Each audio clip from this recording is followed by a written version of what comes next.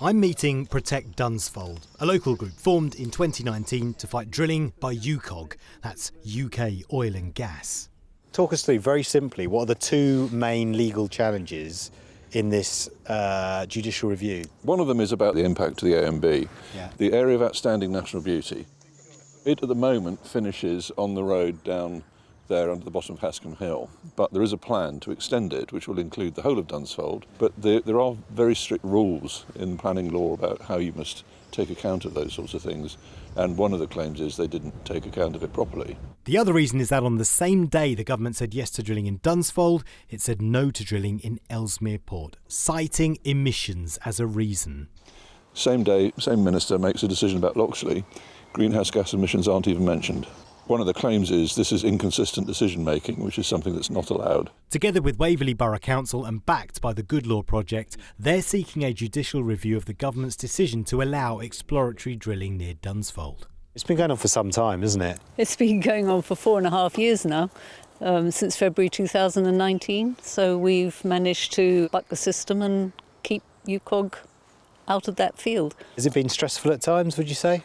It is stressful, and it's particularly stressful for the two neighbouring businesses, for the brewery and the farm that's down here, and then there's a wedding business over the hill there, and they've been looking at a drop in income.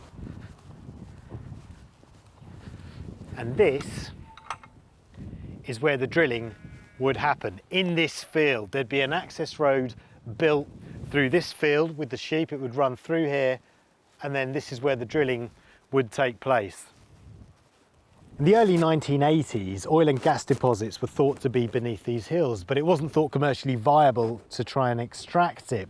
UK Oil and Gas think that's now changed. They reckon there could be up to 30 to 40 billion cubic feet of gas beneath our feet, worth £124 million. And they want to take 3 years exploring the ground beneath us to try and find it.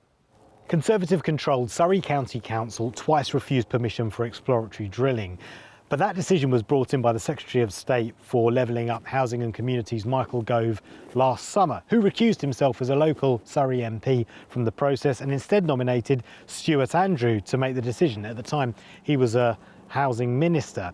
He agreed with an independent planning inspector's report, which accepted that drilling would involve, and I quote, a significant level of landscape and visual impacts from the proposal, and it would result in harm to the landscape character and appearance of the area. But it also said that exploration and appraisal are a necessary part of mineral development, and without it, the currently acknowledged benefits of production cannot be realised.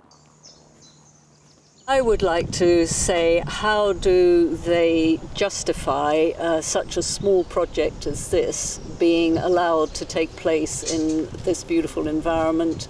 Its output, by their own reckoning, is going to be very small in terms of barrels of oil or gas. Why would you wish to develop this field of a declared 35 billion barrels of oil equivalent when the North Sea is flaring 22 billion a year? In 3-4 years you get the output from the North Sea that's being wasted at the moment from your field. You don't have to develop here. UKOG declined to comment on an ongoing legal case. So we spoke to UK Onshore Oil and Gas, who are the industry body. In terms of energy density, the amount of energy you get per square kilometre from oil and gas is orders of magnitude greater than it would be from wind and solar. Why should it be developed? There are 120 onshore oil and gas sites in the UK. There's no question we are going to need oil and gas in the UK out to 2050 and beyond. The question is, where do we get it from?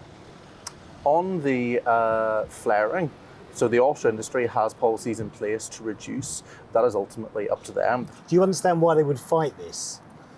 Look, because if it was in your village, they were going to make these huge changes to the village, which there seemingly there would be, with extra traffic, tearing up the landscape, even if it's for a short period, which I know you claim. Yeah, absolutely. Oh, it's not a claim, it's a fact. Like, there have been 2,100 onshore oil and gas wells drilled in the UK. Okay. Look around the country, you don't tend to see them. They're really well hidden. And once the resource has been depleted, the land is returned to its former use, typically agriculture, so it is a temporary use of the land. Exactly a year ago today, the government rejected a gas site in the north of England on climate change grounds and approved. This is Ellesmere Port. That's correct, and approved one in the south of England. It is absolutely up to government to explain that inconsistency, because we criticised it at the time. We said both sites should have been approved. If you lose the judicial review, what happens next? You're not giving up? No, the fight goes on, and we'd have to explore whatever paths were legally possible. It's not going to be an easy route for UKOG to follow, even if they win this appeal. Residents of this quintessentially English village are determined to keep their part of the world forever green and pleasant. Paul Hawkins, GB News.